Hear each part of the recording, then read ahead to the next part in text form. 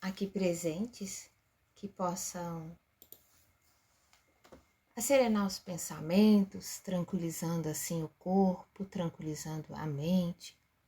Vamos deixar do lado de fora dos nossos ambientes qualquer tipo de problema, qualquer tipo de chateação, qualquer sentimento negativo que não condiz com essa oportunidade bendita que nos é ofertada.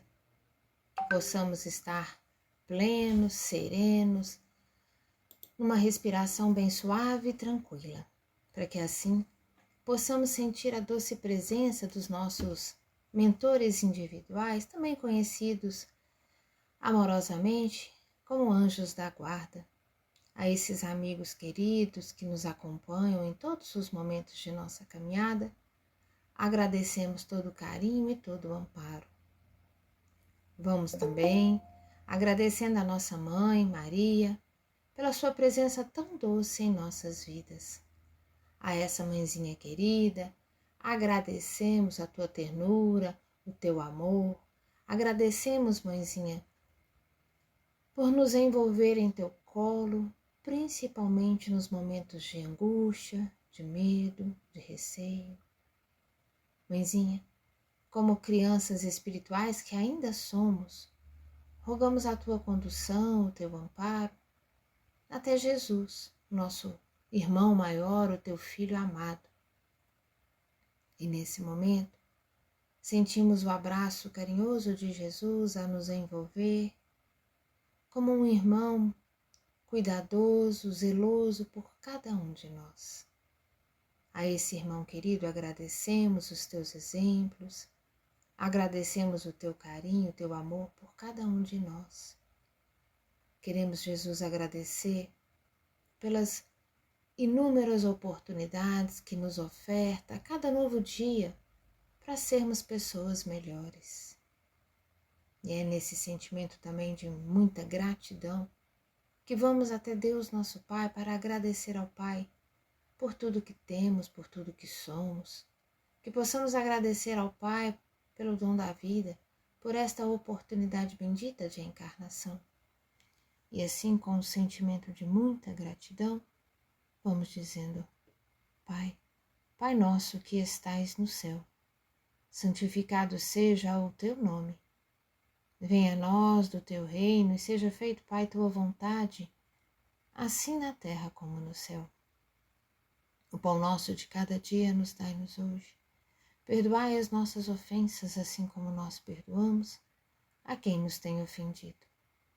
Não nos deixeis cair em novas tentações, em novas faltas, e livra-nos de todo mal, hoje, agora e sempre, que assim seja. Bom dia a todos novamente, que a paz e o imenso amor de Jesus possa envolver cada coração nessa manhã. O tema para as nossas reflexões de hoje é justiça. E para que a gente possa dar início, eu gostaria de contar uma pequena historinha que eu acho que facilita muito nossas reflexões. Num país oriental, uma mulher ela foi surpreendida roubando um pão. Tinha fome, roubou um pão. De imediato, essa mulher ela foi conduzida à frente do governante daquele país para ser julgada. Ela foi colocada ali no meio da sala. Todos os ministros, os homens mais importantes daquela época do reino, se fizeram presentes para esse julgamento. Na qualidade de juízes maiores, eles optaram imediatamente para a pena máxima. Afinal, o país eles estavam trabalhando para a moralização e todo e qualquer crime deveria ser julgado e duramente castigado. E então eles decidiram, o ministro da Justiça, ele deu a voz e decidiram que serviria como um exemplo para outras pessoas naquele reino. Pediu que a sua morte se desse logo após a sentença, não permitindo que talvez a opinião pública viesse a se condoer com o destino daquela mulher tão pobre. O governante supremo ouviu com muita calma, com muita serenidade aquele julgamento. E afinal, depois que todos os juízes manifestaram a condenação daquela criatura, que olhava aterrorizada, já imaginando o seu próprio destino, o governante então disse que se eles julgaram aquela mulher daquela forma, deveria ser executada na pena máxima. Então, como deveria ser essa morte? E aí, novamente, o ministro da Justiça, manifestando o pensamento de todos que estavam ali, representando cada um dos outros demais ministros, ele disse que sim, que deveria ser rápido. E naquele momento, o governante maior pediu que a sentença fosse cumprida, então, naquela sala. E aí eles se assustaram, não entenderam muito bem, mas no salão real, por que não? Disse, aquele soberano.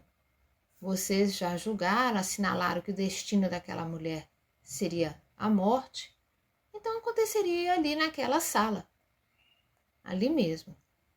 E como naquela época a morte seria através de apedrejamento, eles não entenderam por que o governante pediu que fosse ali naquela sala, já que na sala, obviamente, não havia pedras. E aí o governante maior questionou aqueles homens: como que não há pedras? Observem os turbantes de vocês, as joias nos pescoços, estão repletas de pedras. Basta retirar essas pedras e lançar a condenada.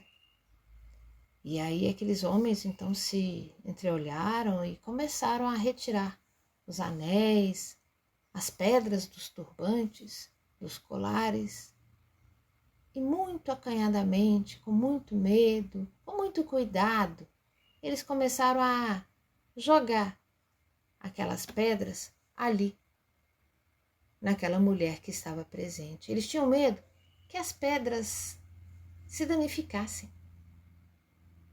E aí lançaram uma a uma aquelas pedras,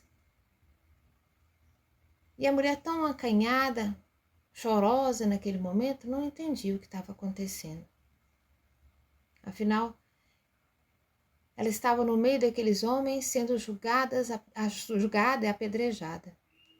Ao final daquele triste espetáculo, a mulher já apresentava algumas lesões no braço, no rosto, nas costas, tremia de medo, esperando já a sua morte. Então o governante maior se aproximou dela e disse para que ela pudesse se erguer, juntar todas aquelas pedras que jogaram nela, pudesse levar embora. Dessa forma, durante muito tempo, ela teria como saciar a sua fome e a fome dos seus filhos. Depois o governante se voltou para os ministros, já surpresos, sem entender o que estava acontecendo, e disse que se julgavam aquela mulher por roubar um pão, agora verdadeiramente eles fizeram o que é correto. Deram dos seus tesouros para acalmar a miséria daquela mulher. E ainda finalizou que se todos nós devemos nos envergonhar nesse momento de estar ali julgando o outro sem analisar a si mesmo. Bom, com essa pequenina história, a gente já pode perceber o quanto nos é fácil, no nosso cotidiano, julgar a atitude alheia. Conseguimos julgar, condenar, sentenciar o outro, mas ainda nós somos imperfeitos para compreender as nossas próprias mazelas, perdoar, nos perdoar, exemplificar e, claro, auxiliar. É nesse sentido que hoje nós vamos conduzir as nossas reflexões. Qual é a verdadeira justiça que Jesus espera de mim? Para entendermos sobre a luz da doutrina espírita, a gente recorre a Allan Kardec. Deus pôs no coração do homem a regra de toda e verdadeira justiça, pelo desejo que tenha cada um de ver os seus próprios direitos respeitados, na incerteza de que deve fazer para o semelhante em dadas circunstâncias, que o homem pergunte a si mesmo como é que desejaria que agissem com ele mesmo. Deus não poderia dar um guia mais seguro que a sua própria consciência. E é essa a resposta que está lá no Livro dos Espíritos, a resposta da questão 876. Nessa mesma questão, temos um complemento, que o critério da verdadeira justiça é, de fato, o de se querer para os outros aquilo que se quer para si mesmo. Como não é natural que se queira o próprio mal, se tomamos o desejo pessoal como uma norma ou um ponto de partida, podemos estar certo que jamais vamos desejar para o outro algo além do bem. Desde todos os tempos, em todas as crenças, o homem sempre procurou fazer prevalecer o seu direito pessoal. Então, assim, podemos definir que a justiça consiste em cada um respeitar o direito dos outros. E Jesus resumiu isso perfeitamente ao nos dizer: querer para os outros o que quereis para vós mesmos. Então, carregamos conosco a lei de Deus dentro de nós. E por isso nós temos uma voz na consciência que nos alerta para o que é certo e o que é errado. Essa ideia inata que temos é a base para podermos trabalhar em conformidade com as leis universais e nos auxiliar a não falir diante das dificuldades experimentadas. Ter a noção do que é certo, do que é errado, é o que nos permite esse freio às atitudes intempestivas e não raciocinadas de maneira cristã. É através da consciência que Deus nos manda, pelos seus emissários, o verdadeiro guia moral, para que seus filhos não fiquem desamparados diante das situações adversas. Entretanto, meus irmãos, é claro, no mundo atual, quando nós olhamos ao nosso redor, quando tudo gira em torno do dinheiro e os homens transformam a moeda como motor principal de suas ações, a justiça é feita para os que têm muitas posses e muitas vezes contra os menos favorecidos pela fortuna. Vemos no dia a dia uma série de iniquidades. Nós nos defrontamos com a injustiça, uma justiça imperfeita, uma justiça parcial. E muitos dos que aguardavam a justiça para uma causa justa defrontam-se apenas com o desencanto, com a falta de esperança, com a desilusão. Essa é a justiça dos homens. Essa é ainda imperfeita, inconclusiva, sujeita às mudanças com o passar dos tempos. Mas não podemos nos enganar. A justiça divina, ela é perfeita. Ela é imparcial, é justa. E por isso ela recompensa no plano espiritual os que aqui sofrem na terra. Lembremos aqui daquele que é o maior de todos os sermões. Ao pé do monte, Jesus reunia multidões, acolhia sofredores, amparava aqueles que estavam caídos e, claro, aliviava as dores. No Sermão do Monte, Jesus, no meio da multidão, certa vez ele disse: bem-aventurado os que têm fome e sede de justiça, porque eles serão fartos. As pessoas que experimentam a injustiça na terra têm fome e sede de justiça nos planos espirituais. Por isso a promessa de Jesus, ela é ampla. Serão chamados bem-aventurados e terão fartos de justiça diferente, uma justiça equilibrada e cheia de amor. Serão fartos da justiça de Deus. Os injustiçados serão bem-aventurados.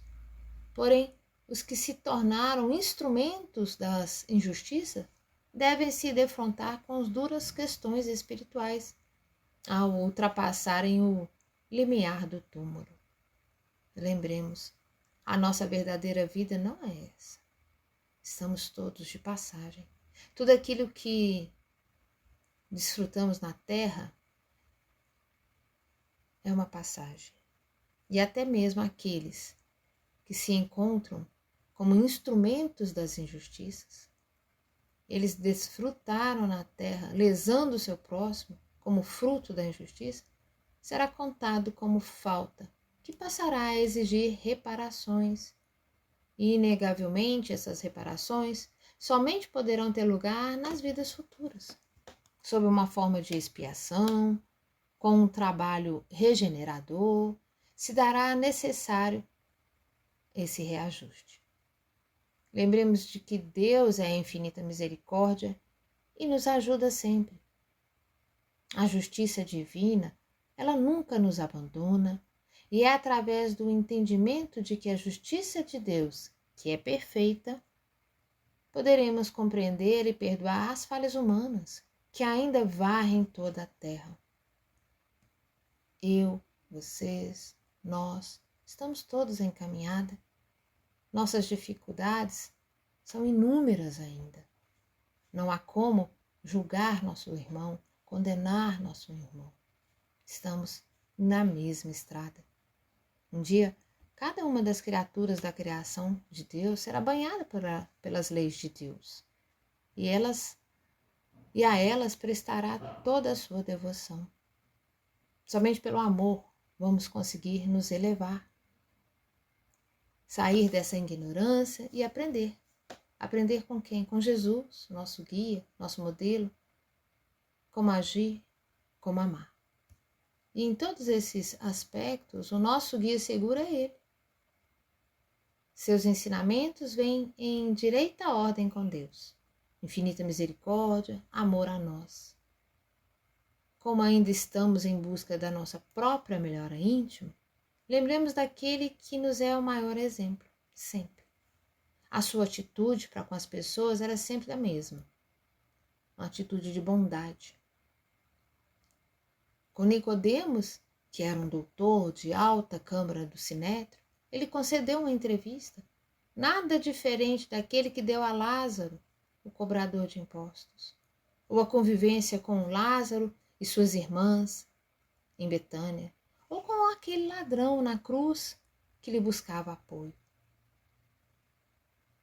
Reconhecendo que os homens se diferenciam pelas suas conquistas intelectuais e morais e que a hierarquia na qual se encontra é de aquisição pessoal e sem arrogância, sem privilégio. A todos Jesus proporcionava as mesmas condições e oportunidades, jamais se excedendo em qualquer um deles. A mulher adúltera, ou a vendedora de ilusões, sacerdotes que interrogavam, saduceus, os fariseus hipócritas, sempre Jesus concedeu o mesmo tratamento. E quando encontrou os que tentavam envolvê-lo em ciladas comprometedoras, usou da energia sem esquecer da compaixão, por saber que todos nós ainda somos enfermos da alma, da qual procedem todos os fenômenos do nosso comportamento. Então, Jesus propôs que a nossa não fosse a justiça dos fariseus, que moralmente doente, eles cansavam os fracos, exploravam as viúvas, as crianças, aproveitavam da situação. Porque o verdadeiro poder, a excelente justiça, meus irmãos, só vem de um lado, vem de Deus. E essa justiça superior, ela não caminha sozinha. O amor, a caridade, são um complemento dessa justiça, pois amar o próximo é fazer todo o bem que nos é possível. Tal é esse sentido das palavras de Jesus. Amai-vos uns aos outros, como irmãos que somos. Sejamos então a justiça, sejamos o amor, sejamos a caridade, pois somente assim estaremos exercendo o nosso dever cristão, o de levar o Evangelho de Jesus, através do nosso exemplo, a todos aqueles que estão conosco em caminhada. Que Jesus possa fortalecer nossos passos, dando-nos a força, a sabedoria, a serenidade necessária para a nossa caminhada. Convido todos aqui presentes para que possam fechar os olhos novamente e, envolvidos nesse sentimento de luz e de paz, possamos mentalmente lembrar daqueles que choram e sofrem. Dessa forma, possamos enviar a cada um vibrações de luz e de amor. Que possamos vibrar pelos países que passam pelas guerras, pelas famílias que ali se encontram. Vibremos amor e paz pelas pessoas que se encontram acamadas, com dor, sem esperança, sem fé. Que elas possam ser envolvidas em muita paz e serenidade. Que possamos vibrar amor e luz por todos aqueles que estão desencarnando neste momento, envolvendo também os seus familiares, os seus entes queridos que choram sua partida. Vibremos amor e luz por esta casa bendita, a todos nós aqui reunidos.